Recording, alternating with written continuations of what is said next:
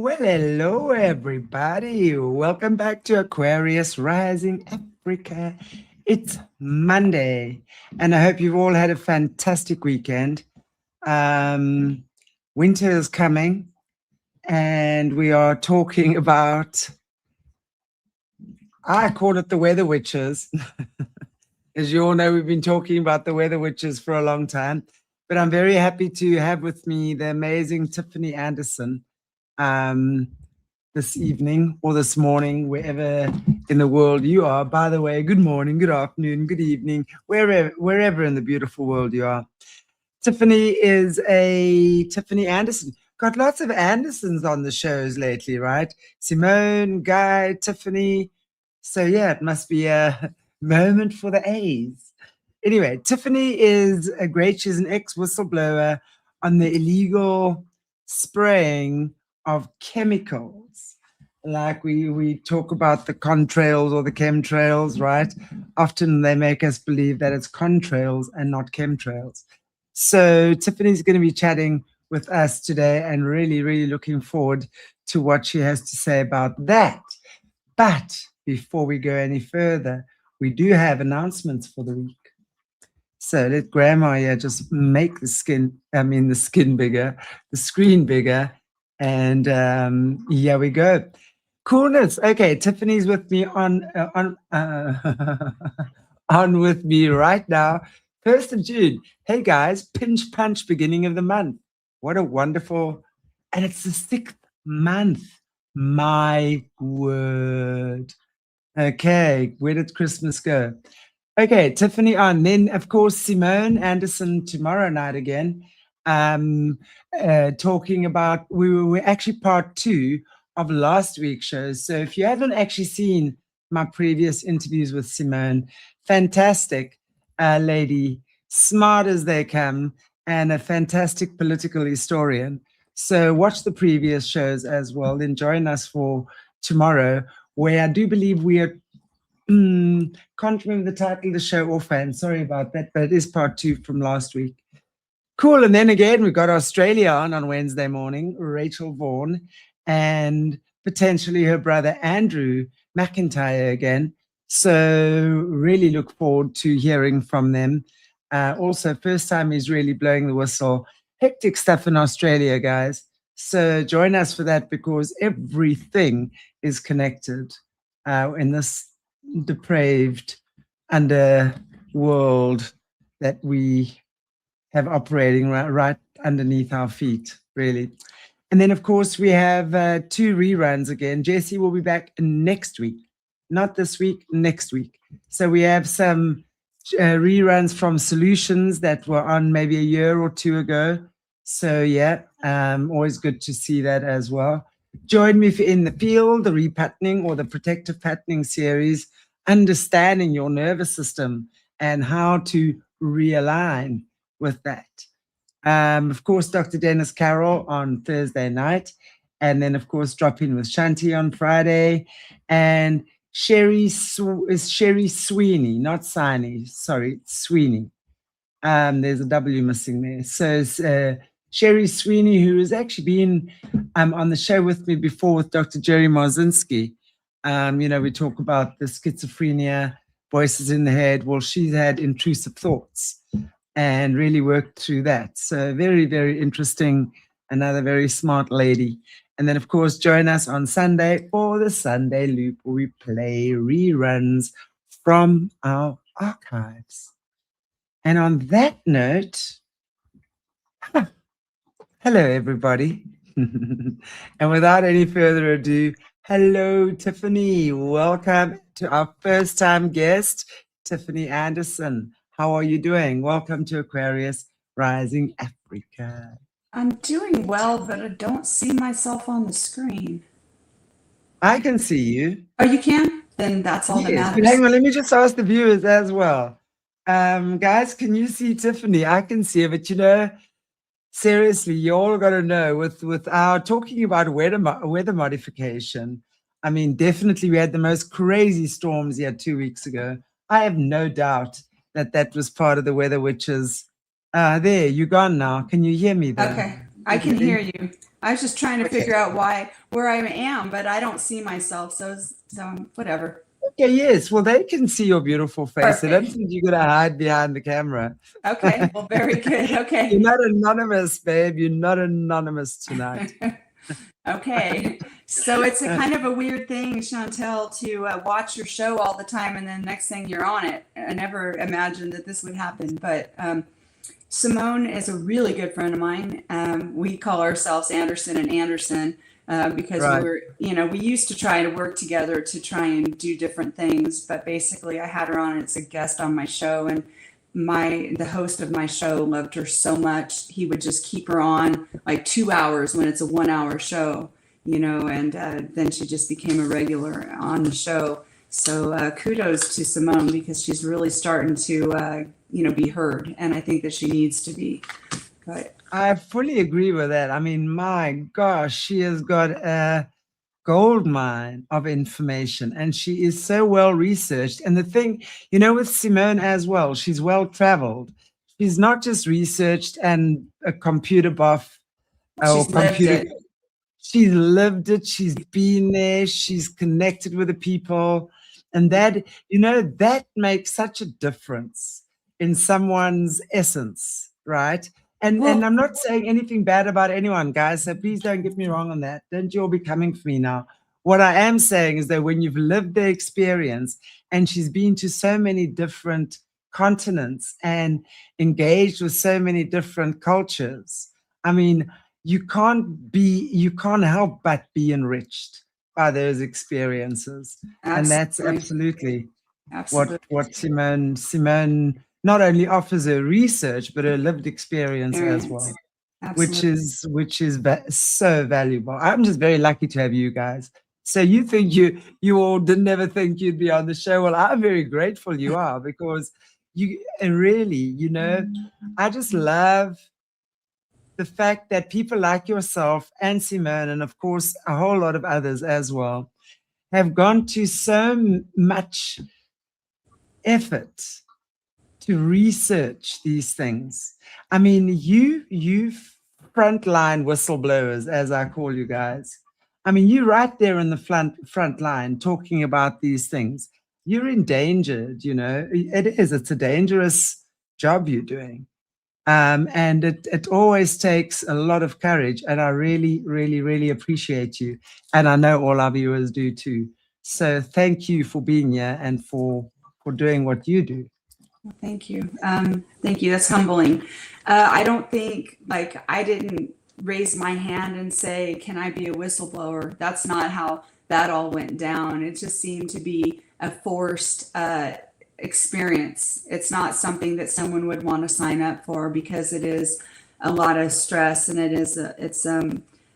I can give you a brief overview of my previous experience, and basically what I did previously in my previous occupation was I was a chemical applicator for the state of California for a government agency under our Health and Human Resources to prevent West Nile virus specifically in mosquitoes. So basically, I was Tiffany the Vampire Slayer, and I killed mosquitoes for my job.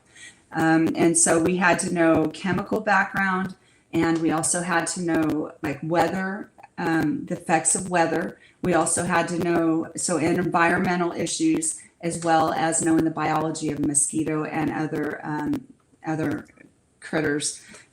So I did this job out of necessity. I was a single mom, and I just needed to make good money. So, of course, if you're handling, anytime you do a job that has a risk, there's a higher pay usually involved. So that's what I did. Is I was out spraying mosquitoes. I had no experience, I had nothing that justified my ability to take and hold that job, except that I was willing. And so I was very willing because I had a daughter at home that I needed to take care of. And so this was my means. But within my first month of being employed at this agency, I start coming down with side effects, as one would if they were exposed to chemicals. I handled hormone growth regulators. I handled nerve toxins. I handled bacterias and funguses, and each one kills or prevents the mosquito from hatching, from turning into an adult mosquito. If it does turn into adult mosquito, that's when you use the nerve toxins and just kill them by their central nervous system.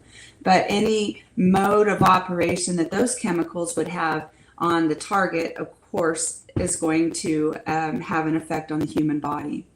So I did this job, and we had these fish rearing ponds at my mosquito vector control district.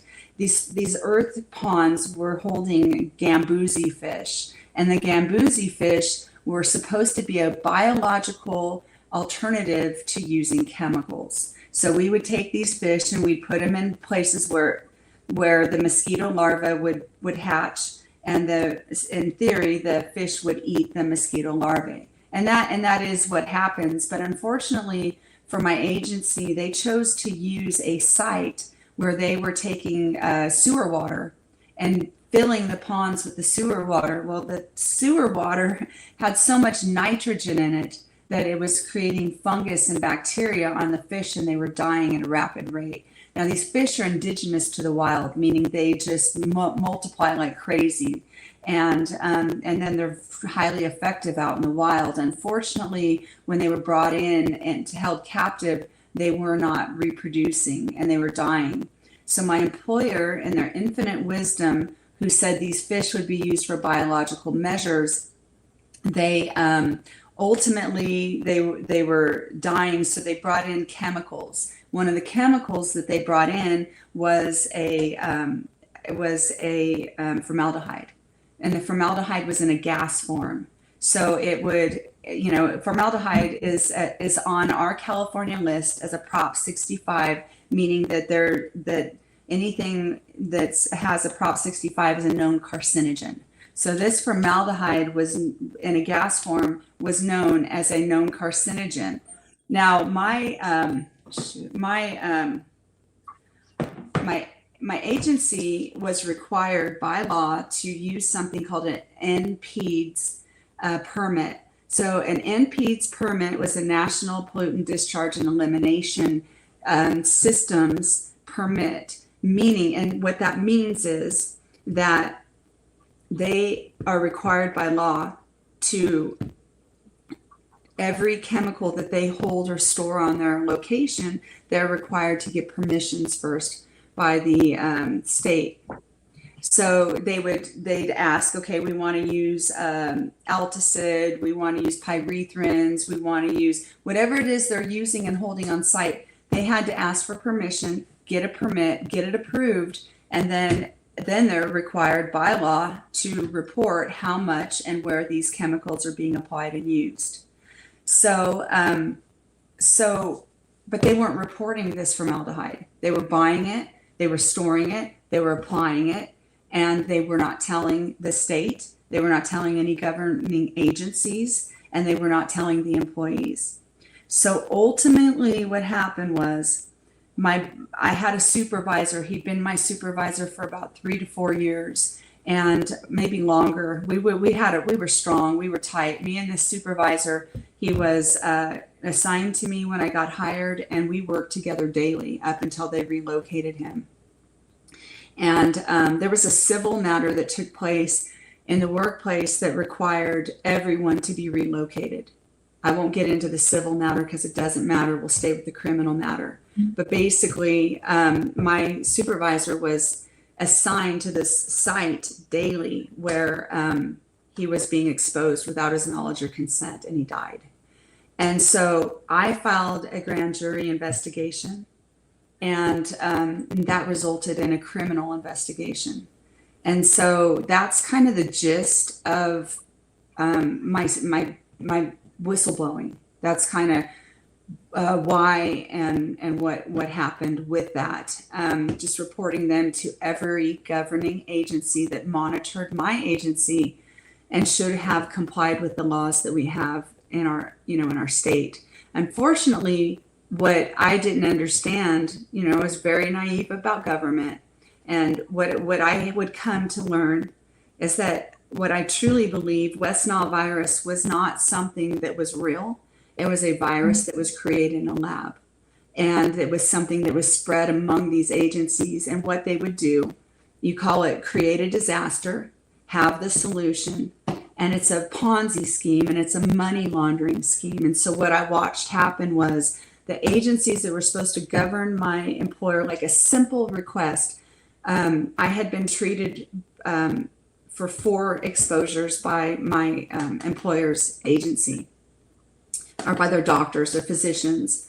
And when the criminal investigation began with our district attorney's office, I went to go retain those medical records. I didn't know back then that I should be holding on to them. I trusted my employer. And so when I went to go retain those medical records, they wouldn't give them to me. Or when they gave them to me, they were falsified. When they gave them to me, they were not complete records or documents. But by law, according to OSHA, the people who govern my agency, they are to retain a full intact medical file on me of any exposures for 30 years. And they're supposed to have those on file.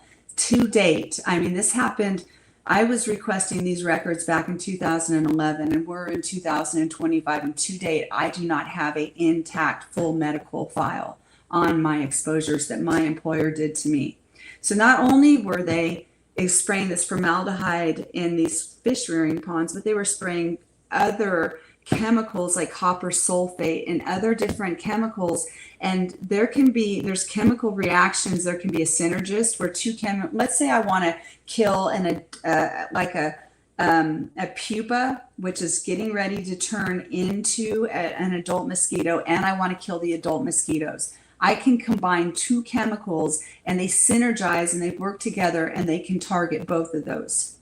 But sometimes you can put chemicals together and they can be an antagonist, and they can come back and they can have severe toxic effects to the water, to the environment, to the human, to everything it comes in contact with. Well, they were spraying chemicals that were becoming an antagonist to the environment, to the people, so one other thing I will mention about my job, because it's very relative, not only did I have to learn how to combine different chemicals or separate different chemicals, I was required to look at wind speed, look at the effects after I sprayed. So I would spray a chemical somewhere, and then I'd have to go back and look for the efficacy. Let's see, how much of a kill did I get? And that's what we're looking at, killing. So if you're spraying something that kills something, some life, how can it not kill you, the human? Just Right. just by reducing the rate, it might not be as toxic. So you have a chronic condition, and then you have acute. Acute is when you get exposed to something and you get a rash, or you cough, or you have mild symptoms that are your body is telling you, get out of there, get away, this is harming me. And if you ignore the acute symptoms of something, then chronic comes in. So you start overpassing. Let's say I have an allergy reaction to these chemicals. Instead of removing myself from the environment, I'm going to go ahead and I am going to go get some Benadryl. So the Benadryl will make me sleep, and it might, deal with my congestion. It may, whatever it's going to do. You're overriding the bypass in your body that's telling you, stop. You're in danger. Right. Remove yourself. So then what happens? Then you get a chronic disease. And when you get a chronic disease, now you're looking at cancer. Now you're looking at something, that's more, that's deadly, that you're getting ready to, morbidity. Now you're getting close to the morbidity. So these are the things that I started to learn hands-on in the work environment. And we would do something called cold fogging. I don't know if you've ever seen it in Africa, but we would drive these little trucks. And in the trucks, you would drive only 10 miles an hour. 10 miles an hour for 2 to 3 hours, tell you it's very boring. But what you're doing, it's equivalent to taking a can of aerosol and just spraying it. And when it comes out, it creates a fog, and it will layer over. And if we get enough of those vehicles, either going the opposite direction as you can create what they call a fog, because that particular chemical, well, it doesn't have a residual. It only has on contact. So when it comes on contact, that's when it kills. So you put a fog layer and try and get the whole area covered. So now let's move into weather modifications, because that's my criteria for what I believe, what I've been experiencing, what I've been watching, what I've been witnessing for the weather. I'm going to call it weather modifications. You can call it chemtrails. You can call it whatever you want. But I think, and I can't prove this, but I think that they fund the chemtrails under, and it may be other operations, definitely under the government. When we're looking at these chemtrail sprays, weather modifications, this is a military operation.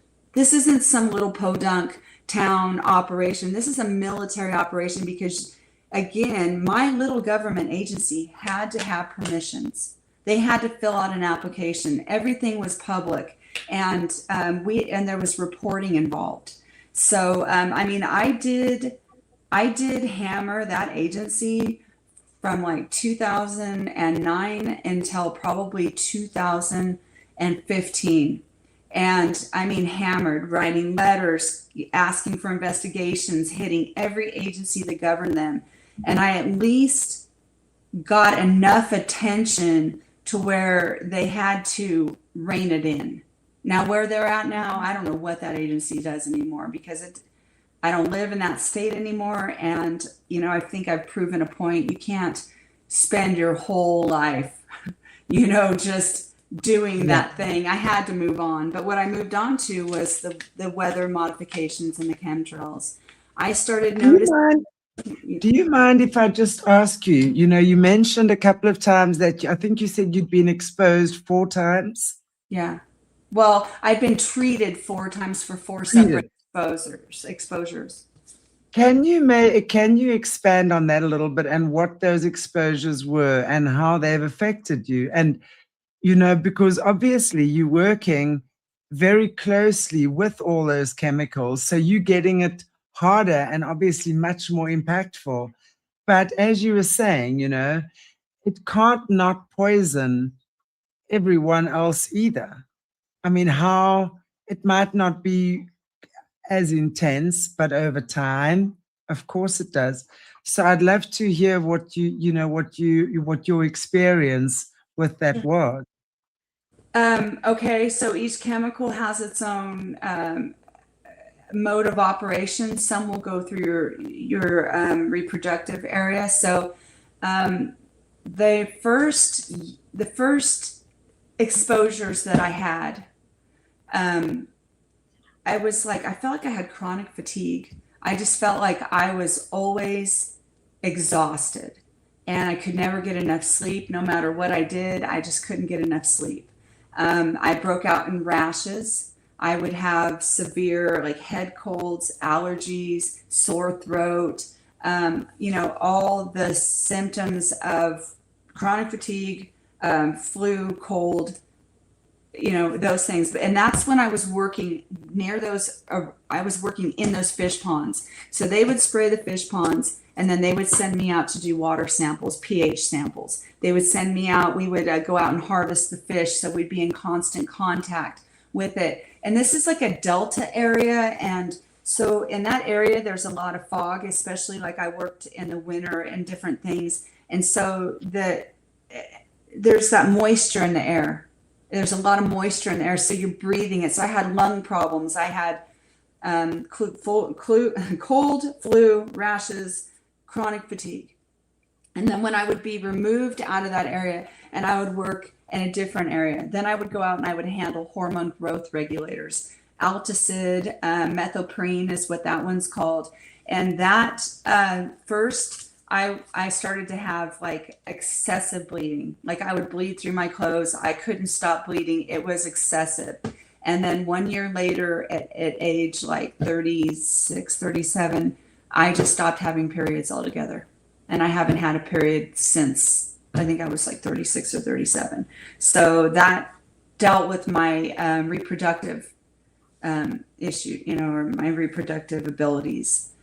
So that happens. And I'll tell you, with the methoprene and the Alticid, when the transgender movement really started to get big, I started to think, they're not sick. It's not a mental disease. They're literally putting it in the foods. Because this methoprene is used all over crops. I worked predominantly around rice, they would even take this methoprene. I don't know what it's like in Africa, but in the state that I worked, in the county that I worked, we had something called catch basins. And so you've got your streets, and then you've got these basins that hold water, and they'll dump the water into a stream or river. In my little town of Lodi, California, they would dump them into the McCallum River. And so what we would do is we would go around and we'd put chemical in each one of these catch basins. And then sometimes right after we would put the chemical in, the city would flush the system out, and the chemicals would just go out, and we'd have to go back and retreat it. So if that's going into a stream, sometimes they use those streams for drinking water. They use them for recreation area. So I mean, you could be swimming in it, you could be, drinking it, and then they put it all over your foods. So when I look at, what's happening to people, and they're, second guessing their gender, it's because their hormones are being messed around with these chemicals that are being put in their foods and their water. The next one would be nerve toxins. So we sprayed nerve toxins, and how that kills the target is it actually gets on the central nervous system and causes them to have a heart attack. So you could have any type of paralysis, you could have any type of even dementia, Alzheimer's. I mean, it gets into your central nervous system and causes you to have a heart attack, and that's how you die. So if it doesn't do that, you can have a stroke, and that's the one that they spray in town, where they, the cold fogging. A lot of times they'll come in at like 4 a.m. and they'll spray it in your neighborhood. Or they'll come in at like 12 at night and 10 o'clock at night to about 1 o'clock at night and spray it in your neighborhoods. That's. You know what I saw the other day? That they were dropping boxes of ticks on farms. Yeah. So that these ticks would obviously infect. Infect all their crops and take out their crops. And not crops, livestock. Right. They're trying to. Sorry. It's wild what you're saying. They're trying to destroy our food supply. In every way they are trying to weaken us, and they are trying. That sounds crazy, right? Like, who are they and why would they? But for money, for profit, because if you look at the chemicals, just the chemical or a pharmaceutical, if you look at a pharmaceutical, and we'll get into that if we have time, but those are gateways to the demonic realm. Anything that's going to cause death, unless it's natural and the Lord comes and takes you, anything that's going to cause death is a satanic, curse. And these chemicals, I saw a lot of demonic activity that went along with my job. It was, one thing, I didn't know we'd get into this, but one of the things that happened when I started working at that place, there was a particular supervisor who had been partaking in the spraying of the illegal chemicals, and his wife had died. She died of cancer. Now, I can't say that his exposure killed her, but I can tell you that his behaviors at work were protected, and he would sit around our break room and he would talk about bestiality. He would talk about oral sex. He would talk about anal sex. And I was shocked. I'm just like, okay, well, I'm in a male-dominated environment, so I'm just going to remove myself. And a couple of my coworkers noticed, and so they came and they were like, we don't approve of this either. They were Christians. So we decided that we would pray every day. And so we prayed for months before together every day before all the crazy happened. And I can just tell you that the spiritual warfare that took place with these chemicals and death, because ultimately, that's okay. Anyway, I kind Wow. of, Are you okay? yeah, I'm okay. I just, I don't talk about this stuff very often anymore, Chantel, because, it was very traumatic. It was very, I mean, when I worked at this place, and what happened was that guy, the guy who was spraying the chemicals, there was an altercation between him and another coworker, and it resulted in the coworker having a heart attack. Again, the stress of the chemicals plus the stress of the environment, and so there was the insurance company came in to interview everybody to find out like what's going on. And you could tell, so that this agency was self-insured. And so again, it's their job to protect the interests of the agency instead of the interest of the laws that were on the books. And so it became a very hostile work environment because I refused to lie. And I was honest with them, and I told them that this agency is liable for that guy's heart attack. And it just became this really wicked place. And when you initiate a grand jury investigation and you're there every day, these people hated me. They literally just hated me. And it was stressful. It was, and so what happens if your body's under stress and you've got these acute symptoms of exposures, it just wreaks havoc on you. I mean, now you're looking at, you go from oppression to depression. You go from, acute symptoms to now you're turning into chronically sick, headaches and, body aches. And I mean, it was just crazy. My saving grace was I ended up having to have a knee surgery. My job was very physical. It was a very physical job. And so I ended up having to go out for 6 months on a knee surgery. And for the first time, my body was able to detox. And I could feel like what normal, was. And I think that was God's saving grace for me, that I was able Oh, to yeah. separate and get clean. I find it interesting, as well, just to mention the knees, because the knees is always, I always, as a healer, look at the parts of the body that are speaking to you. And the knees are all about moving forward, right? Flexibility, moving forward. And your knees were just saying, I don't think so. So far and no further. I mean, I just love the way the body speaks. Thank you for sharing that, because that is, wow, that's heavy going, that you went through all of that. And as you say, when you're in the business of killing life, killing any life, it's like, I wonder how people who work in slaughterhouses actually manage in life. I really do. And I'm not being sarcastic. Everyone knows my feelings about that. And I haven't eaten meat for a very long time for that reason. But it's like, there has to be some, I don't know, balance or some way that you reconcile just death all day.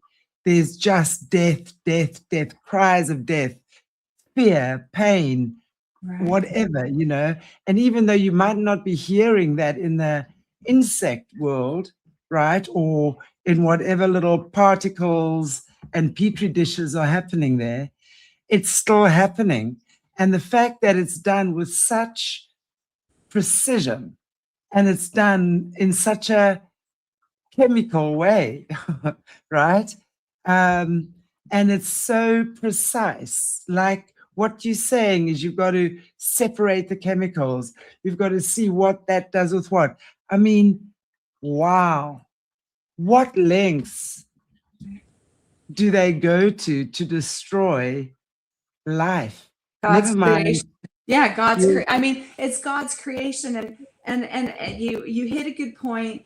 And again, I took this job out of necessity. If I would have looked back, and if I could have had hindsight, and I had an opportunity to know what I know, I don't know that I would have done this particular job. But I kind of laugh because I almost went into law enforcement before I did this. And I thought, gosh, could you imagine if you would have been a whistleblower in law enforcement? You would have never made it out alive. Right. I'd be dead for sure. Because I was destined to be a whistleblower. I was one that wasn't going to go with the grain. But I have this little story about the Gambusi fish, and we would have to take them out on our truck with our chemicals, and we would go plant them in people's ponds and in their swimming pools. And I remember we were getting in trouble because they were having such a hard time getting these fish, that if you had a bucket of fish and you if they died on your truck, because if they sit in hot water too long and it's summer, they're going to boil to death and they're going to die on your truck. So, we had to be real careful how many fish we took out because they didn't have a lot. So I remember one day I'm like, okay, these fish, I don't want to get in trouble. So I'm going to take them and I'm going to dump them in a ravine on my way back to the yard, right? So I'm standing at the top of this overpass, and I throw the fish over, and they don't make it in the water. Now they're flopping on the ground, trying to get to the water as they're dying. And I start crying for the fish. And I'm like, I care about the fish, I don't even want to kill a fish. I gotta say though, this is pretty sadistic. There was this one chemical we would use, and it was an oil, it was surfactant. And so what happens is the mosquito larvae, they have 4 stages before they turn into a pupate. So they'll eat for the first 4 stages, and then they stop eating when they pupate. And when they pupate, they're ready to turn into an adult. So they have these feeding tubes, and they have these tubes where they come up to the surface of the water and they breathe. That's how they get their air. They go down to the bottom for their food. They come up to breathe. So you take a surfactant and you put it over the top, and they die by suffocation. And it is the coolest thing to watch. I'm so sorry. I used to love to watch that. I thought that was very interesting. Of course, I wouldn't want to die from suffocation, so I guess I should rethink that. But at the time, I thought it was really cool. I'm sorry. It's amazing though, I sit here and I wonder who decided that it was a good idea to do tests like this on a fish. Well, do you understand what I'm saying? It's no, I do, and but here's something that we should really hit on. I didn't know who Fauci and Gates were when I started my job, but I would learn who they were in 2020. And they are the ones who fund and perform the science for for my agency, for mosquitoes in particular. Gates is a big funder of mosquitoes. And after, especially if nobody knew before, we know about the beagles, at least most people probably know about the beagles and the tests do you know about the beagles and Bill Gates and Fauci? I know that they were doing cigarette tests on them. They were letting them get infested with different bugs and letting them, and like putting cones on their heads so they die of being eaten to death by like mosquitoes and flies. Anyway, so those are the people who fund and provide the science for my agency. So that pretty much tells you everything that you need to know about a mosquito and vector control district and the viruses that are coming out of that agency. We watched a little while ago, for those of you who watched Drop In with Shanti, we were doing the sequel to The Fall of the Cabal, where exactly the thing of which you're speaking about now, the weaponized mosquitoes that Bill Gates, it specifically speaks about him, was actually incubating and manufacturing, if you will. That is insane. And then you're obviously looking at this whole, because at the end of the day, the way they've infected the vaccines and vaccinations here in Africa, in the smallpox vaccine, that's where they were infected with AIDS. supposed to wipe out the African continent. And also with the mosquitoes, there's a recent thing that I was watching recently on how they, in 2012, they started dropping or doing something in Burkina Faso, which is next to Nigeria, with these weaponized mosquitoes. There was some deal going on with these mosquitoes in Africa. It's actually quite disgusting, you know, that they can do stuff like this. I'm telling you, it's just wild for my mind to imagine that somebody thinks of these things. I mean, that's a very evil thought, right? Well, you know, again, it's like, you know, death. I mean, anytime you look at these, you just have to know if death is their end game, especially for humanity, that's a satanic ritual of some sort. Totally. You know, and so I didn't know much about that without this experience. You know, I wouldn't, but I started to really, I'm like, wait a minute, what are we doing? Cold fogging in a town, spraying these, I mean, Alzheimer's and dementia is the one, you know, is the big, one of the big side effects of spraying the adulticides, that cold fogging program that they would do in town. And so I was really convinced that this was a population control agenda, that it had nothing to do with mosquitoes, that mosquito was the excuse or the conduit to get the people to allow the chemicals to be sprayed on them. You know, especially if you tell them that there's a big disease that's coming after them. West Nile virus was the disease that when I first got there, it was hot and heavy. We were getting tons of funding. And what I left out was all the government agencies that were supposed to monitor my agency and hold them to be compliant to the rules that are on our books, that those agencies were getting money and grants to monitor my agency. So if you're getting money to monitor an agency, and the only way you're going to get it is if that agency exists, you're not going to bite, you know, the hand that feeds you. You're not going to cause any waves if you want the money. Gosh, there was something I was going to say about Fauci and Gates and Zika. I was going to mention Zika. So Zika was the next in 2017. They were just starting to announce in the United States that it was coming from Africa. So, you know, if COVID wouldn't have been if COVID didn't come, Zika was going to be the next virus that they announced to the public that was going to be. I didn't imagine we'd be talking about mosquito vector control district. I really thought we were going to talk about weather modifications, but I find we can definitely get there. I mean, this is obviously the way this is meant to go right now. Right. So, unbelievably interesting. What I was going to say was another element of my agency was I feel like we were there to be kind of like the CIA of society. And what they did was they would send us door to door in our whole county. We would go door to door, and I'd be like, "Hey, Shanty, or hey, you public, West Nile virus has been found in your area, and so can you let me go in your backyard and inspect it so I can look for any mosquitoes that might be breeding in your backyard?" And of course, I look innocent. So I look innocent, right? I look sweet. I don't even know what I'm doing, but I go back there and I start monitoring how many water sources you have. What do you have in your backyard? Because again, they want to control our water sources.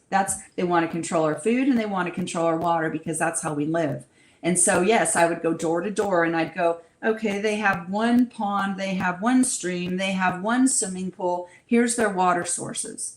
And, you know, and so maybe that could be for tax purposes, because all this documentation that I would make would go back into the agency. They'd go in the computer, they type it in. Okay, at this residence, they have this, at this residence. So basically what we were was little spies. spying on property, going in and looking for their water sources. So why? So we could That control. is absolutely shocking. Yeah. The level of deception. That's shocking. If you look at the United Nations plan, because there's all these different agencies, and these agencies again are always for your common good, but they want to know every water source. They want every water source, and they want to control those water sources. Yeah. What So is that it? It's our lifeblood. It's our life, everything. And they're already contaminating that water, putting dodgy things in it.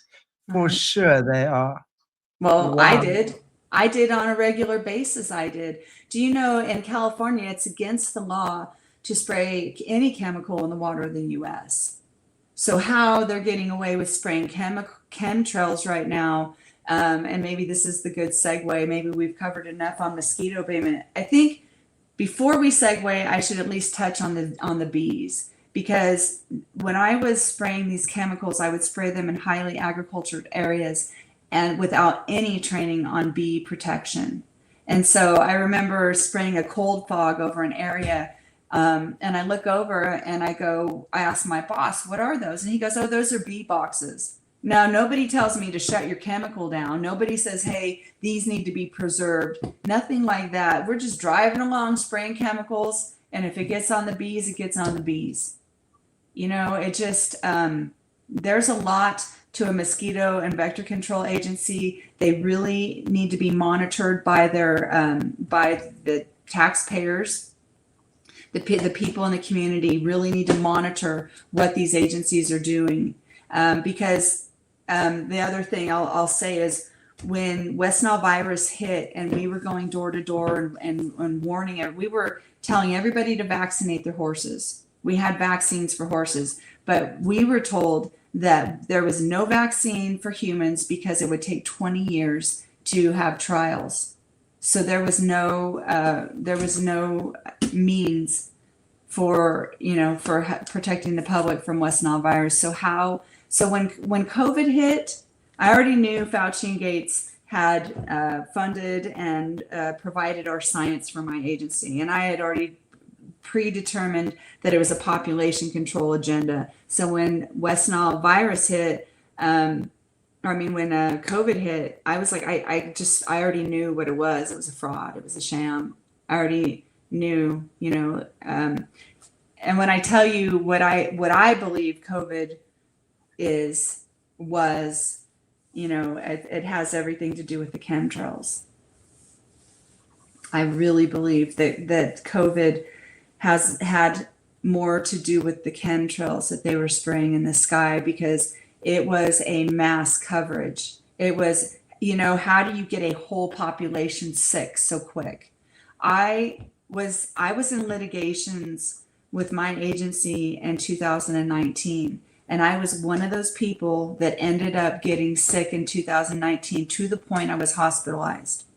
And my agency thought that it had to do with the chemical exposures that from my litigations with them, and so they paid me off in 2019. Little did anybody know that it was the COVID craze that would be taking place. So, but what I noticed in what happened with me with the chemtrails, the weather modifications is what I call them, is that I started noticing that the spraying that we were doing on the ground with the cold fog, they were doing up in the sky.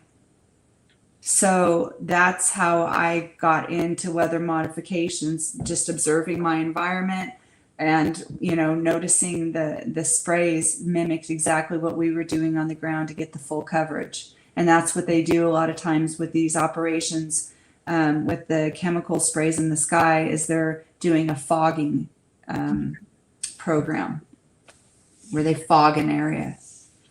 So, and that would supposedly be for the mosquitoes, but not the weather modifications. Yeah. Okay. Speak to us about the weather. The and I know we have. When you want to bring up your slides, please let me know. We do have bring up slides. one. Bring up the news article, please. Okay.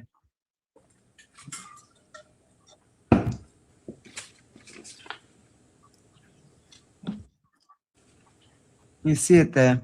I don't. Okay. It's funny because I saw the slides when I don't see them. See, I don't see me. I don't see the slides. But that's okay. I'll Oh, refer. shucks. It's okay. If You you can can't see see them, them. I'll refer to Yes. my notes. Okay, this is the newspaper article that we're looking at now. Yeah, let me get. I'll look at it from here, and so, here I am after spraying chemicals for so long with mosquito and vector control district. I'm starting to notice the chemtrails, and I'm starting to do little videos on Facebook, and so people were calling me crazy. Back then, they had like the CIA.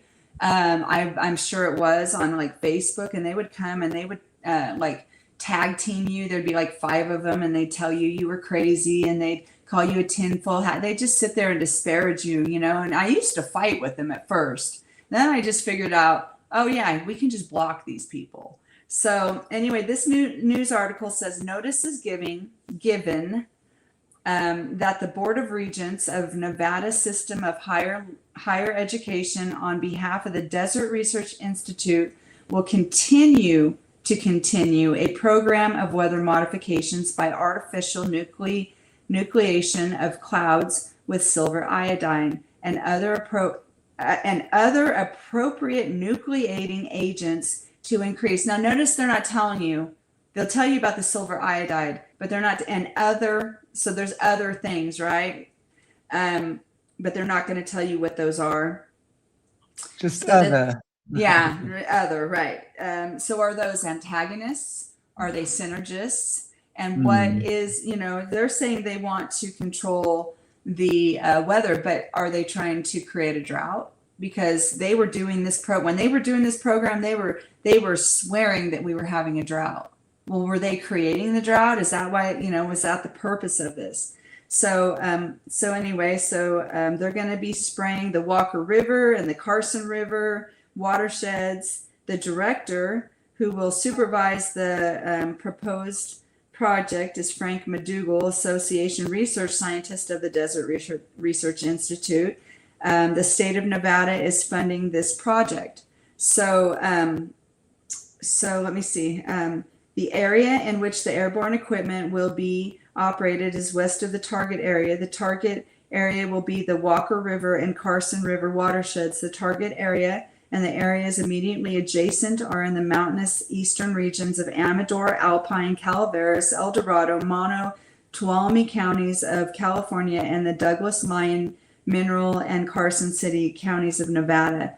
This project will go from 2018 to 2019, but remember it's being continued from the previous one, and this will be continued annually. And a description of the project and mitigation measures. They're mitigating. Mitigating usually means to reduce. And that was a word I learned in mosquito abatement. So now what are they reducing? Are they reducing the water? So measures of proposed project to reduce any significant adverse environmental impacts. So basically this is cloud seeding by the Desert Research Institute, and they have 2 locations. They have one in California, and they have one at one end of Nevada. That's the state I live in. And then they have one at the other end, and it covers 3 different states, Nevada and California. So what happens is in Nevada, we have snowmelt, and the snowmelt, when it melts, it goes into California and feeds California's watersheds. And that's where California gets the majority of their water, is from the Sierra Nevadas in my state. So that was the first time I'd ever seen an announcement, somebody admitting it. But that's not the only agency that does it. You'll find that the energy companies do it. So we have an agency called PG&E, and so silver iodide. Is it, no. What's that? Sorry, is this the slide you want me to put up? No, not yet. You could put the next one up if you want. I need to get down here and get my phone so I can refer to my notes. But that one? I can't I can't see it. Which Okay, one I've is got this? the one here. Oh, I there keep it forgetting. is. There it is. Okay. So there you go. So what I wanted to show with this slide is that basically what has happened is first you had one agency that that I referred to in that newspaper article, but now they are becoming, now they have, what they're doing is in every state they are creating an agency just like mine. So now in every, so let's say, I wish I knew more about Africa and how your guys' agencies worked, but basically in my state of California, we've got OSHA. And so then if you go into Nevada will have an agency that's very similar. And then Colorado will have a state or an agency very similar. So then what happens is they become a super agency, and all these agencies will pool their money together and they become a bigger agency, and they'll just cover more territory. So that's what this is right here, Weather Modification Association. So this is multiple states. Go ahead and pull the next slide up. Actually, look at even this agency shows right now in that middle picture, what it shows is that they do operations in Africa. At the very top over there, you can see that where that little cloud is right there, that they're doing it there. And if you look over here in South America, you can see where they've got their association does a practice right there in that country. And then if you look over here at the United States, look at how many are part of this program. And look at how many states they cover. So let's go to the next slide because it actually shows it expands. So there you go. Just in so this is the North American Weather Modification, and you can see they're up in Canada, they're now North Dakota, Texas, they're Utah, Colorado. But the thing is that this is just one association. This doesn't mean that these other states that aren't covered aren't being sprayed. They just might be a part of a different association. So right. So that can get really tricky. And we'll go ahead and go to the next one. And again, so now it shows you on the side here, it shows you the states and their targets. So, and again, I just want to reiterate that, again, this is just one association. It doesn't mean if your state is not covered, that they're not part of a different association. And then you also have to look at that there's more entities that participate in this program and fund it. And those can be your energy companies. So if you're interested in looking for weather modifications in your state, county, city, all you have to do is, pull up weather modifications and you can put your energy company in there and something should come up in the search. If you put your water districts, your irrigation districts, anybody who monitors or takes ownership over your water programs, if you put their name in and put weather modification, most likely something will come up. I want to go ahead and let's look at the last one. I think that there might be one more. I'm trying to think. No, we don't. We got the picture. Oh, there we go. No. Okay, well, that's perfect. Let's get into that. So that is basically that crisscross pattern. And again, all sprays don't look like that. That's a particular operation that they're doing. And let me explain a little bit about that one. So they're using the silver iodide. Silver iodide is used in conjunction with the HARP. HARP is like a electromagnetic heating device that heats the environment, and it helps shoot or send these sprays in a targeted area. So I live on the West Coast, but they can literally use these and make it like a fence grade. If anybody's familiar with an electric fence and how it's charged, and how it conducts the electricity through it. It does the grids. So what they're doing is they're spraying metal particulates in the sky, and these metal particulates are conduits that can carry electricity in them, and they use that in conjunction with G5, and they also use it with the your smart meters in your house. And so this, in my opinion, every time I've seen these sprays that look like this, there's a fire that results as the side effect, along with using along with using laser technologies.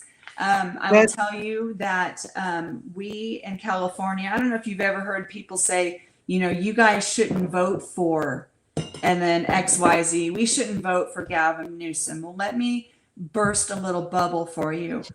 I was born and raised in the Central Valley of California, and you know, traveling from Southern California all the way, you know, from north to south, east to west, predominantly it was Christian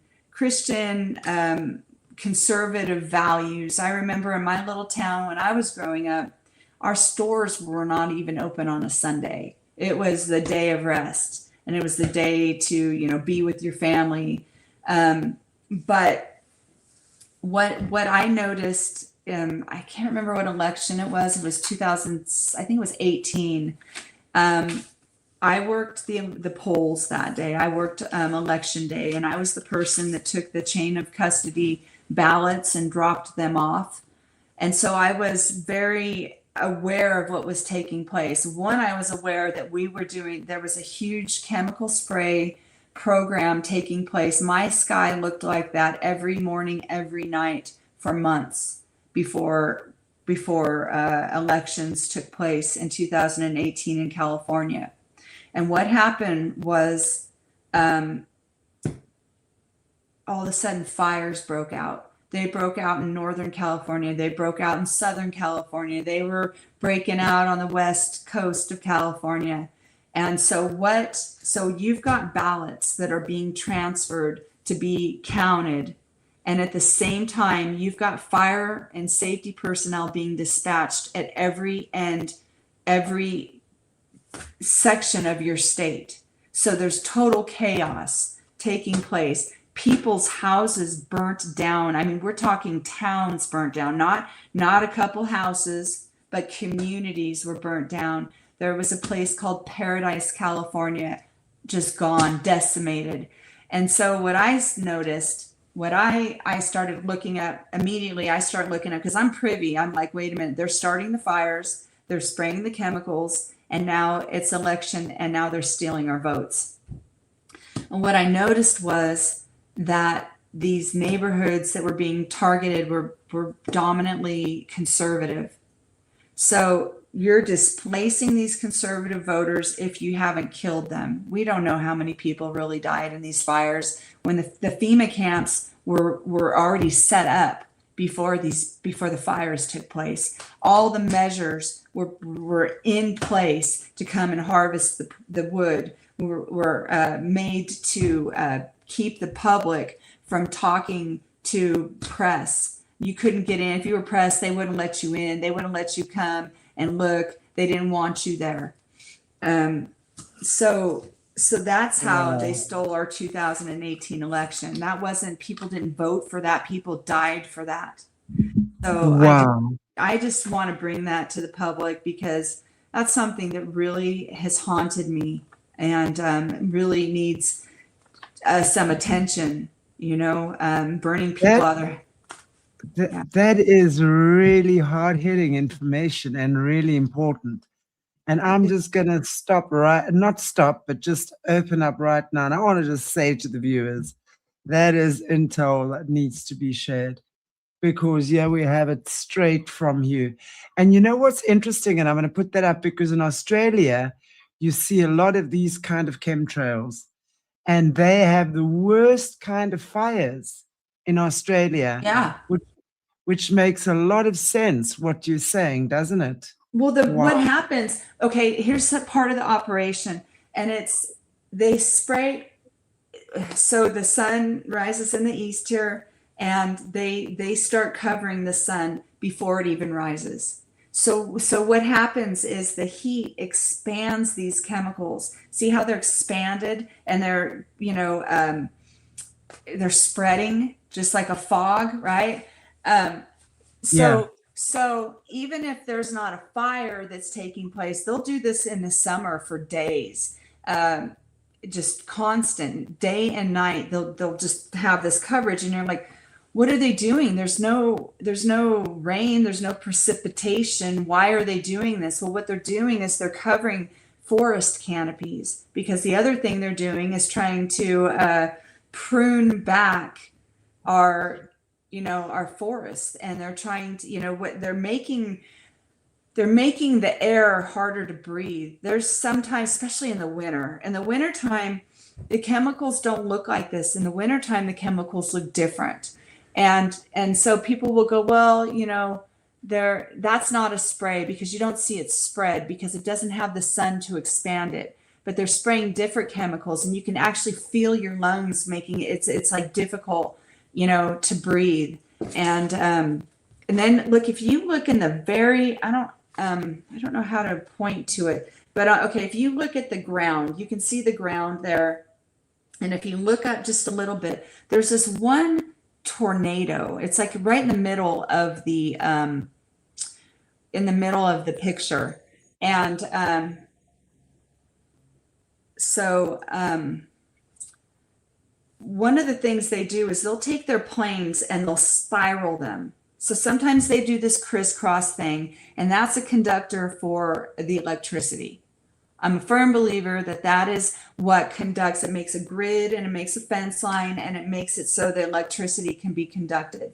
But there's another one they do where they'll spiral their planes, and those will be shot from the HARP winds, and those will be sent to send tornadoes, or they'll be sent for tornadoes or hurricanes back on the East Coast. So there's different purposes, and there's different reasons for these chemicals. And so I'm going to name a couple, and it can be to flood an area like you just experienced. It can be to cause a drought in areas. They're sprayed in conjunction to benefit the pharmaceutical companies. I do believe that is how they spread COVID, that whatever chemicals they were using at that time, it kind of really caught my attention that, they're telling you to mask up indoors.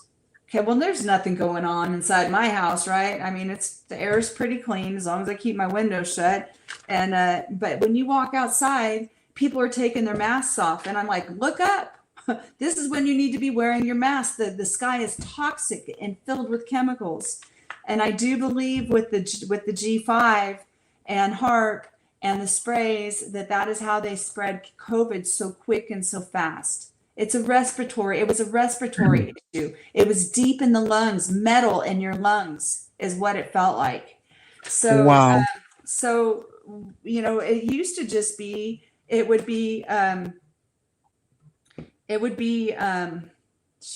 my phone just keeps going off. Okay. So, it would be that you would just get a cold or flu. It would be, oh, it's cold and flu season. So what would you do? You'd go to the pharmaceutical companies and get your medications to, to take your acute symptoms and turning them into chronic by shutting down the symptoms. So you got your pharmaceutical companies that are in this. You've got your energy companies. I pulled a document from the Desert Research Institute. Basically what it connected, if you keep following the links, it takes you to the United Nations page. But it also shows the key players. You've got your energy companies. There was an area near Tahoe on the El Dorado hills, and it was just decimated with fire. It was forest and it was fires. And I looked and they were showing where it said, we do our weather modifications right here. And it was right in the center of where this fire took place. But they said also in the statement, we're not the only ones who have this program in this area. So I look and they say PG&E was one of the players, and then NV Energy was another player. So there were 3 weather or chemtrail spray programs going on at the same place, and that area was decimated. So, Wow. so you want to look into your energy companies, you want to look into your water companies. So what is the purpose besides like the fires? The fires have so many implications, property theft. One of the things I was thinking about, they're trying to roll out these vehicles with the start stop, where they can just, with the technologies to be able to stop your vehicle whenever they want. And so you have to get rid of the old vehicles. Well, I have watched so many, not homes, but like communities be burnt up, people losing everything. And one of the things I noticed in these fires was all these cars that have been just left and decimated.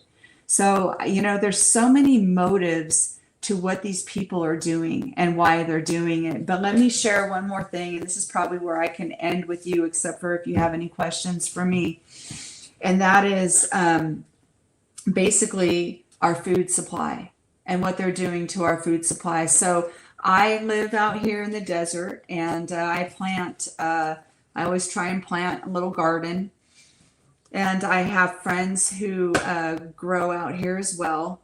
And all of a sudden, when I moved out here in 2020, things really changed out here for our food supply. So you have in the spring here, you have your trees that blossom, and your blossoms are your fruits. So what'll happen is they will send these heavy harp winds. They are out of control winds. They'll be 50, 60 mile an hour winds.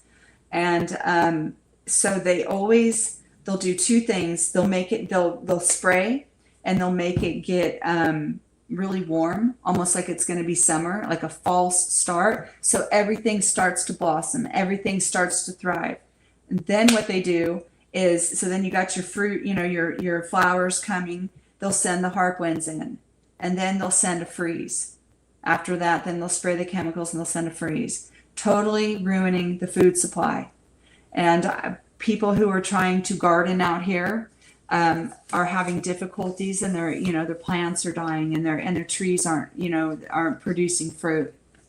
So, Wow. So again, it has everything to do with your water and your food. And that's where I think these, chemical sprays, not only trying to make you sick, but also trying to cut off our food and water supplies. So. It makes absolute perfect sense what you're saying. I just want to ask you something. You were saying earlier on, obviously, I know, what's interesting, and I've mentioned it before, is that with the recent storms, right? There was a 3.5 day darkness, and then 2-day reprieve, and then we had 6.5 days. But interesting, on the Monday morning, my power went out at 9:11. Now, that was not planned, I don't believe, because Right. it was. But to me, I just happened to be looking at my watch at the time. That's funny. And my cell phone, and I went, oh my gosh, we're under attack. I just knew it. It was just something my soul knew. And I want to tell you, that was not a fun storm to live through. I'll tell you something, it was wild. And especially now when you're looking at our locals, how many people have been displaced, how many people are putting adverts in our local newspapers, social media, looking for homes, looking for small businesses, workshops and things that were completely destroyed. So it's a community that's already struggling, because there's a lot of people that like to live off the grid here. So they don't earn high income. It never used to be a high income area. But since COVID, it's absolutely in what they're doing here as well, especially Cape Town. Our property market is so outrageously expensive. Us locals cannot afford to buy. So now they're bringing all the foreigners in. All the foreigners are buying up our property. And it's insane what's happening here in terms of that as well. That But what happened here, actually, Chantel. That happened here. First, you triggered something. 9/11 was my wedding anniversary. My husband and I wow, got married on 9/11, and 9/11 was the last year we were married. But he was a fireman, and I have my firefighter one. So I don't only hold a background in chemicals, but I also hold knowledge and experience in fires as well. So that is where I pull from my, from my, that's, experience. yeah, yeah. Wow. I mean, And that's amazing. I just love your information because it's absolutely lived. It's firsthand. yeah, You were there. And I mean, wow, I want to just say thank you for sharing. I mean, I can't imagine that it's easy to talk about these things, and especially if you were privy to seeing so much of what was going on and aware, and especially, when you're saying about the COVID thing, you believe that's how COVID was spread. I have a question for you though, yeah. and you can answer it or not. Okay. Um, is that your speculation, Oh, sure. I or do can't you, prove it. okay? Oh, I was going to ask, was there any type of documentation or any kind of hush hush information that was going by stating or alluding to that that's how they would spread it? You know what? It's like this. It's like, okay, there's some experience here, and that is that I was going crazy watching these chemtrails. I was going insane, and I was traveling back and forth. At that time, I was moving from California to Nevada, and I was witnessing an extreme, heavy chemical spray. And I remember we've got this place called Rancho Seco, and in Rancho Seco used to be a power plant. And so it's known for causing cancers in our area, and it's just known for, having fish with 5 legs. So, and I just noticed, I remember I was, What? what's that? Sorry, what did you say about the fish? Fish with? I'm sorry if I said fish. I meant frogs. I meant Oh, frogs. right. Yeah, fish With don't the have five legs, at legs. least not yet, but I'm sure they're working on it. I'm sure Okay. they're working Oh, on it. wow. But anyway, no, I'm sorry. That was a Freudian slip there. No frogs. They were starting to notice a bunch of frogs being deformed. And I do have firsthand knowledge. I knew a doctor, and his wife actually was working in that area, and she made them shut Rancho Seco down because she started noticing patterns of cancer spreading in our areas. But what I'm just looking at this really toxic area, and I'm looking at all these sprays that are being performed. They were intense. I took pictures daily. I made Facebook posts daily. I was, and I kept saying it over and over. I was sick. I had really bad respiratory issues. Because of my exposure to the formaldehyde in a gas form, I have compromised lungs. My lungs are highly compromised. And so I am more sensitive than the average person. And so I can't prove it, but scientific theories, there's correlations. And the one thing that you could hear over and over when these places were coming up with people were getting sick, I just kept noticing the sprays. The sprays were Right. taking place, right? So, I mean, if it's not the main carrier, it was a high contribution. And why wasn't anybody ever talking? And why won't anybody talk in government about chemtrails? Why can't you get one person to talk in Exactly. Congress? I will go up every time I meet a political, I'm trying to think some of the people I've met, Ted Cruz. It just, every time I try and talk to them about chemtrails, they'll just shut down. They shut down. So what is it Yeah. these people know, and why won't they talk about it? It makes so much sense what you're saying, because of course it's like one of these moments I go ding, ding, ding. Of course, they've been spraying poisons since forever. you know, on our crops and stuff. Here in Africa, DMT has been banned here, but in more North Africa, you can still, it's very much for the mosquitoes, malaria area, right? And I mean, I'm sure we could have a few conversations about that actually, but there's a lot of, they've noticed a lot of intersex people being born, in other words, or hermaphrodites, born Right. with both Right. sex. And in Africa, that is not normal. I mean, Thailand, for example, you get a lot of that for whatever reason. I mean, I know that because I lived there and I really spoke to a lot of what they call ladyboys there, you know, very intrigued by understanding the culture. But Africa, they were doing research in those areas as well years ago, and that was also where they were getting a lot of weird, also deformations in humans, Look, things like that. look at, if you're curious, just look in that area for methoprene use. Was there, was there methoprene use in this area? Do they put it on the foods? Is it in the water? Definitely, yeah. I'll check up on that. So I we just used to we used to have something called MSDS labels, material safety data sheets, and that would come along with your chemical, and it would tell you all the side effects and tell you. I mean, it had all the information: danger, caution, warnings, side effects, the trials, everything that you needed to know. And during Obama's administration, they changed that to a safety data sheet. And when they changed that over from an MSDS label to a safety data sheet, that they changed the information, and they took a lot of information out. Silver iodide, that one chemical that they're willing to admit they spray for weather modifications, went from being toxic to water to now it's unknown. It used to be known that it was toxic to water, and they're spraying it in the water to create water. It makes no sense. Nothing they do makes sense. No, it Unless, doesn't. unless you finally conclude that they're trying to kill us. For sure. And as you say, what better way to kill us than to starve us of our food supply?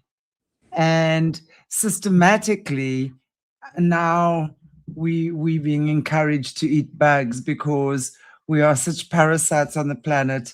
There's just too many of us, and we can't be eating meat. I mean, I'm very happy not to be eating meat, but just the way that this is going, the deception and the architecture behind it is very, very dark, because it's stealing our food source. It's stealing what our God-given rights are, and they're doing it right in front of us, and we're allowing with them. our consent, because they say it in the name of preserving our safety. They say it in the name of protecting our interests. They say it in the name of, it's not. Exactly the way, and it's so true. It's like what you say, they create the problem and the solution, and we all go running. And that's, of course, where the pharmaceutical company comes in, right? And then we know what a medical mafia does. And I mean, I don't know if you watch any of my shows with Jerry Marzinski. We just talk about the medical industry, okay? Yeah. And I mean, you take a pill for bipolar or schizophrenia or something, side effect, suicide. Oh, nice.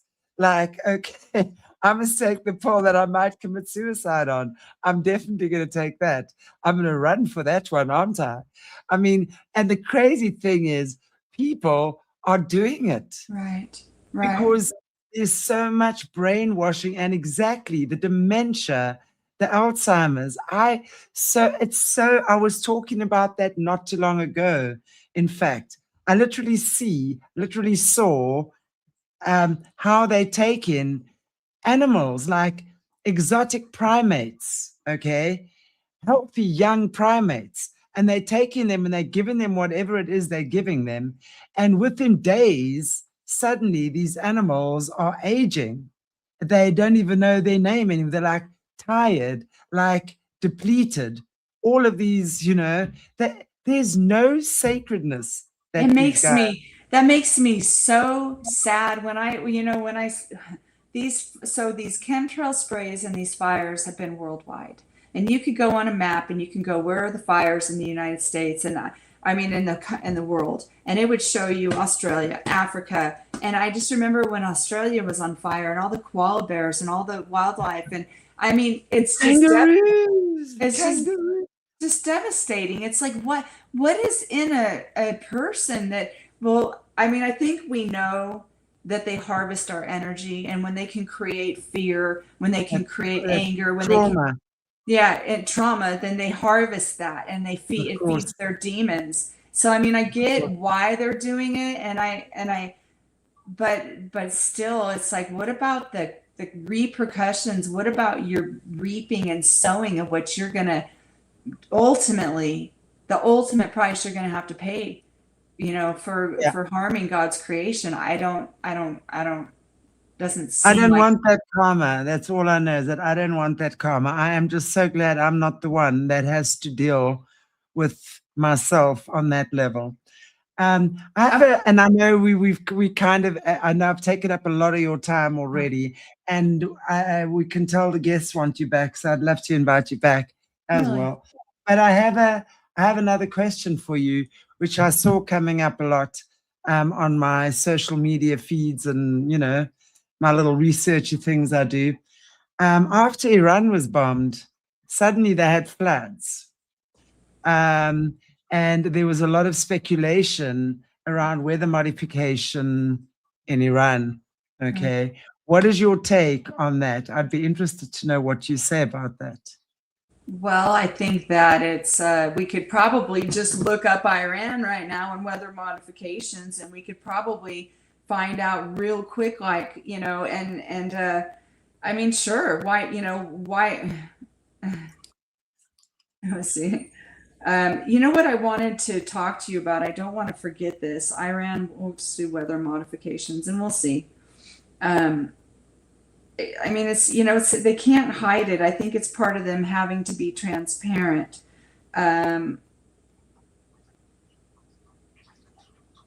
So, I mean, we know that they did it, and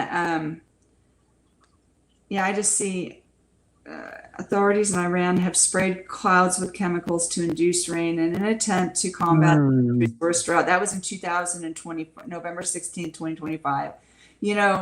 For now, until people are on to them, they're announcing it. They're not hiding the weather modifications. Right. And unfortunately, I don't think that's the only sprays, but that's the one I can really prove.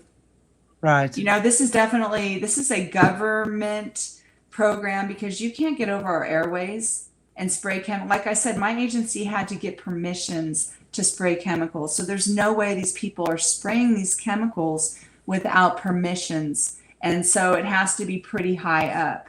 And right. And so it's, again, there's a law, and it's a national NPEDS, National Pollutant Discharge Elimination Systems application. It is against the law to spray waters of the U.S. with chemicals. So somehow they are getting a go around and spraying the waters of the U.S. Spraying rain, or spraying your rain, into the spraying chemicals into your clouds is spraying the waters of the U.S. I think somebody could have a lawsuit right there if they were privy to laws. I think that would be a way to go to litigate against this situation, this program, whatever it is. I wanted to bring up one more topic, and that is one of the chemicals that I handled was from Bayer. The same people who make aspirin make chemicals. So what do? They spray chemicals that are going to cause you to have a heart attack. They're going to cause your blood to change. They're going to give you a headache. And then they say, here, come over here to our shelf at this Rayleigh's over here, or S-Mart, and buy the remedy for the problem that we created. Again, just a Ponzi scheme. Exactly. So What do you think? Did we do good? God bless you. Bless me. God bless you. That was three sneezes, so I'm going to say we did good. That was super, super, super interesting. Thank you so, so much, Tiffany. And I definitely would like to invite you back again, and we can maybe chat about further stuff that you have to share with us on these topics, because I really think that this is information we need to know.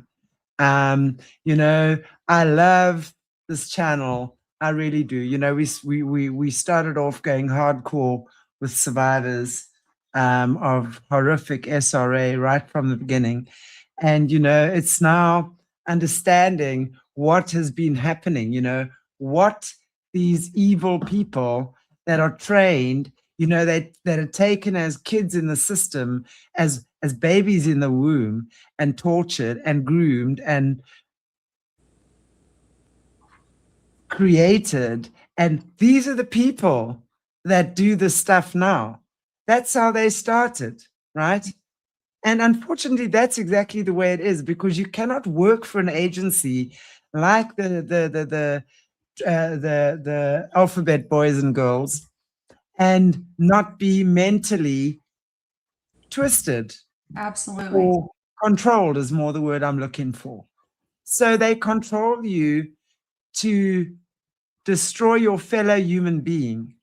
Human beings don't eat each other. We don't eat each other. It's not in our nature. It's not human nature, right? Exactly. And we don't, I mean, yes, we've really gotten to the point of divide and conquer and destroy.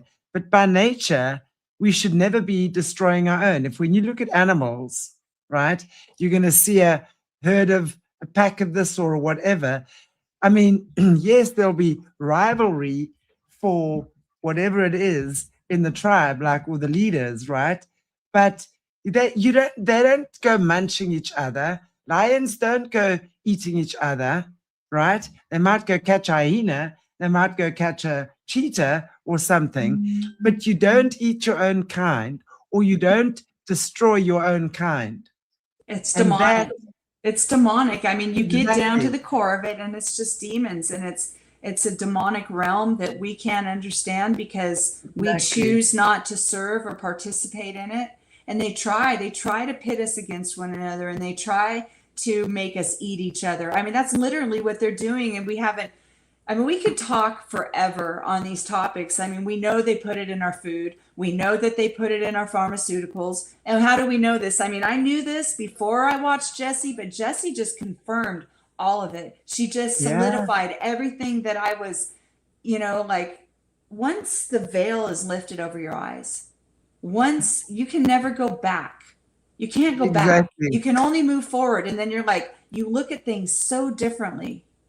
You can't unsee it once you've seen it. And once there's so much, was I there when it happened? No, I didn't need to have been there. My soul knows the truth. Right. So, you know, at the end of the day, I mean, just because I wasn't there didn't mean it didn't happen. And unfortunately, that's the mentality of a lot of people in the world right now. If I don't see it, it didn't happen. Or I'm busy with that. That's not mine. Other people are taking care of that. Yeah, it's amazing. But I also love how we wake it up, right? Not everyone is made. You know what, Chantel, I'll tell you this much. And that is, you know, I worked in an environment, there were 30 of us. Okay, there were 30 of us. We were all exposed to the same elements. The corruption, the civil violations, the criminal. And I was the only one out of 30 to speak up, to say anything, to rock the boat. Right. You know what I'm saying? So not everyone is created or called to do that. Yeah. They just comply. That's it. But that's what I kind of mean. It's like they'll take humans who are not strong in their own core, hence getting our kids in the womb already, and in kindergarten schools and in nursery schools, indoctrinating them so that the parents no longer have authority over these kids.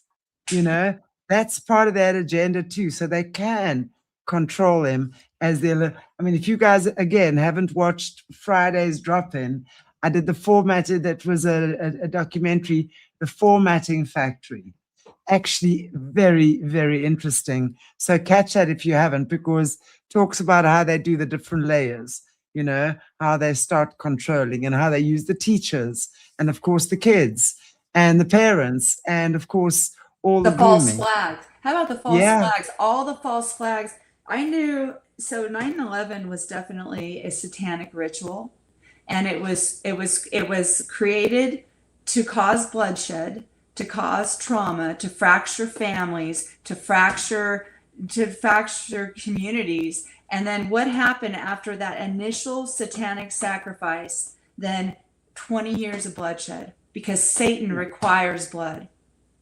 God only required blood once with his son, but Satan requires constant bloodshed. So, yeah, because I mean, blood is their life form. They need our blood because that's what gives them life, which is why they're not really killing us. They're siphoning. They need us as batteries. So they're siphoning us, really, at the end of the day. Yeah. I want you on my show. I'm going to have you on my show for sure. So I look forward to that. I'd love to go on your show. And definitely you'll be back on mine. And so we will, Tiffany and I will arrange that she has definitely a return or two, however many it takes, and to share this. And guys, this is really important information. So please like, share, comment, get this information out, because here we're talking to the real deal whistleblowers about these things. Tiffany, what would you like to say to our viewers? Because all your information is in the description area. If you guys want to get a hold of Tiffany, all her links and information's there. Is there anything you would maybe like to share with the viewers? I would like to close in prayer. And I would just like to encourage anybody, if you're on the fence about faith, that this is real. It's a real battle, and you're going to serve somebody, and let it be God. So, dear Heavenly Father, we just praise you and we worship you, and we just thank you that Chantel is a willing conduit, Father God, to get the truth out, Lord Jesus. I pray that you bless her ministry. I pray that you bless her, Lord Jesus. I thank you for this opportunity to speak, Father God. And if there's anything, Father God, that I say that is not true, Father God, that I would not be one to cause anyone to stumble or cause anyone harm, Father God, but that you bring the truth to me and you bring the truth to them, Father God. I pray, Lord, that wherever you go or wherever you send me, I will go, Father God, and I will always be a vessel, Father God, to speak for you, Father God, if you would give me the honor to do that. It's in your son's precious name we pray. Amen.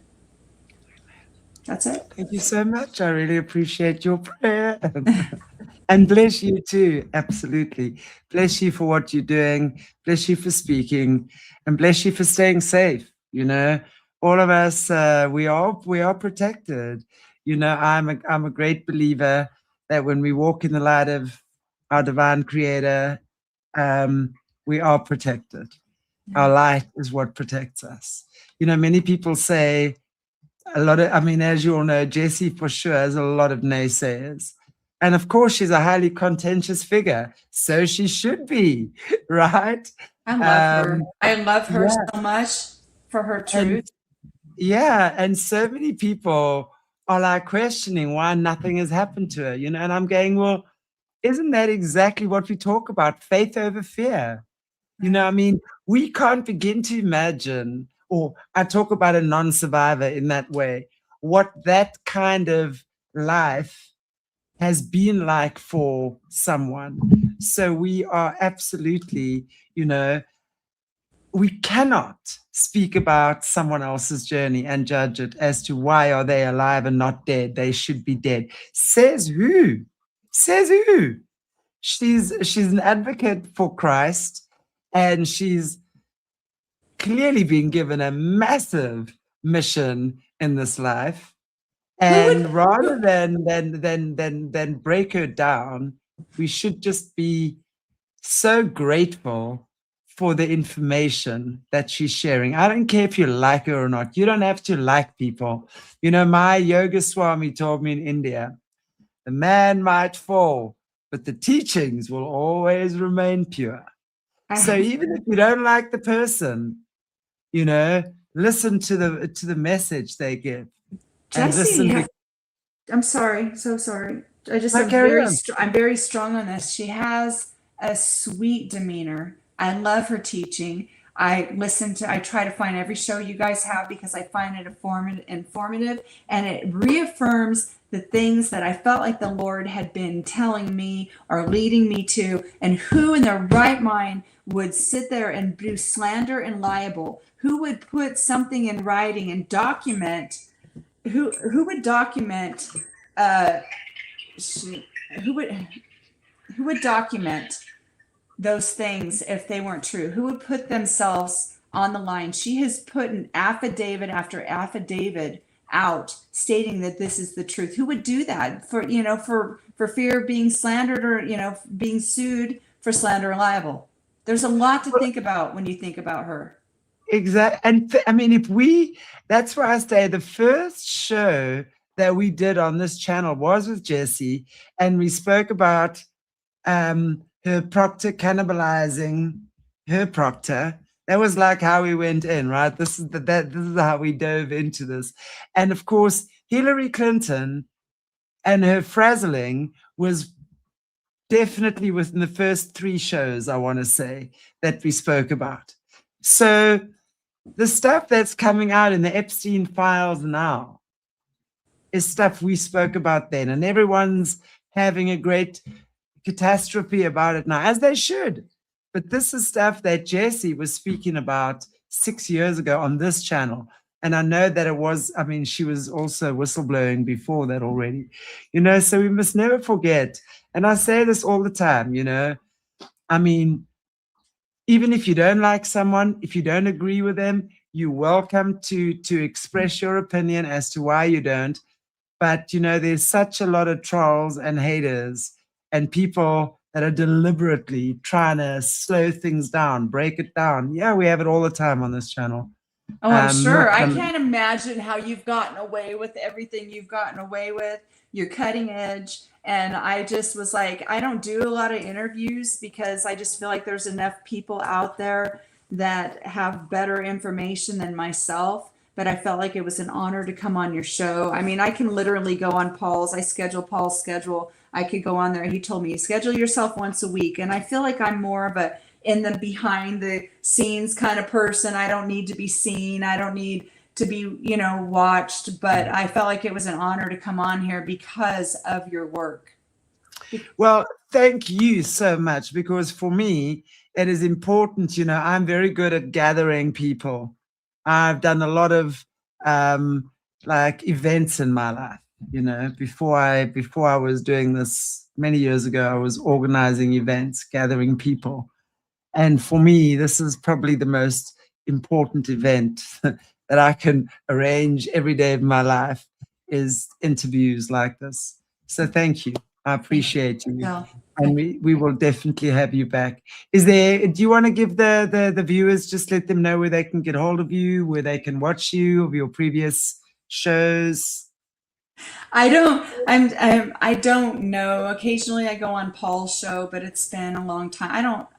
I'm going to produce a book, or I'm in the middle of writing a book. And when I get a book out, then maybe, I'll have more, I don't know, I'll be more willing to do interviews. You can come and watch my radio show. I don't come on it, but I do schedule the guests. And that's on Agenda 21 Radio. You can find that on Red State Talk Radio or on Rumble on AENN. And the host is Paul Preston. He's a retired school administrator and educator. He's trying to create the 51st state of the Union, following the West Virginia model for statehood, trying to take our California state that we love so much back. So I would encourage you to follow Paul, because he is just a wealth of information and knowledge. And the reason why I volunteer for Paul, I've done it for 4 years. And the reason I do that is because Paul let me come on his show and talk about this topic right here. And after he let me talk about it, and didn't call me crazy or whatever, I'm like, what can I do to help you? What can I do? You know, I want to help you in any way I can. So it's been my ministry. It's what I do. And it's really awesome to be behind the scenes where people aren't looking at me, because I don't want to say the wrong thing. I don't want to mislead people. So watch Paul. He's great. Oh, most definitely. So that would be Agenda 21 Red State Talk Radio. Yeah. And if we haven't already, I'll be putting that link then in the description, but I think Morna might have done it already. But if it's not, I will put it in. And yeah, so Paul Preston, that is name. Thank you so much. And kudos to you for what you do behind the scenes and in front of the camera. And I'm very grateful you chose our camera to be sitting in front of. And I look forward to seeing you back. God bless you. God bless you. Thank you so much. And guys, thank you so much for watching and supporting. And I really, we've got the best bunch of viewers, really, guys. Like, share, subscribe. This is really important information. Oh, did I just... I removed you accidentally. I'm so sorry. No, I did that. Oh, was that you? I thought I was like taking the spotlight all to myself there. Okay, I'm sorry. I'm trying to get out of here. That's all I'm trying to do. Can you excuse me? Okay, guys. Get me out of here. Bye. Take care. Bye. So I'll see you guys tomorrow with Simone Anderson. And we'll be talking again with a political historian. Amazing lady. If you haven't watched my previous interviews with her, please do so. And I'll catch you tomorrow. Okay, all you lovely, lovely, lovely human beings. And even if those of you that are not human beings and you're still lovely, still love you. Take good care of your beautiful selves. And I'll see you tomorrow.